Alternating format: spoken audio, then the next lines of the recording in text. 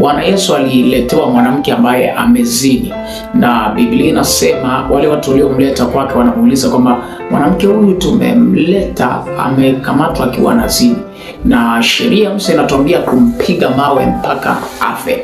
Lakini Yesu akawauliza kwamba hivi ni nani kati yenu ambaye hajawahi kutenda kosa awe wa kwanza kumpiga mwanamke huyu mawe? Biblia inasema kwamba wale watu wote waliokuwa wamezunguka pale wakaanza kuondoka mmoja mmoja. Maana ni kwamba hakuna hata mmoja kati yetu kwenye maisha ambaye hajawahi kufanya mistake.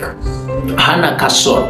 Kila mmoja wetu ana kasoro, isipokuwa tu ni kwamba kasoro zetu wengine ni kwamba bado hazijafika mahali pa kuweza kudhihirika, lakini sio kwamba wewe ni mkamilifu kuliko mwingine. Na Bwana Yesu alichokifanya kwa yule mwanamke, alipobaki yeye na yule mwanamke, akamuuliza yule mwanamke, wako wapi waliokuwa na kuhukumu au waliokuwa wanataka kupiga mawe? Akasema hawapo. Akasema hata mimi sikuhukumu, enenda zako kwa amani, wala usitende dhambi tena. Kwa hiyo kwenye maisha kuwasaidia watu sio kwa hukumu, isipokuwa ni kuwatia moyo au kuwasaidia kuweza kurikava kutoka kwenye hali walizo na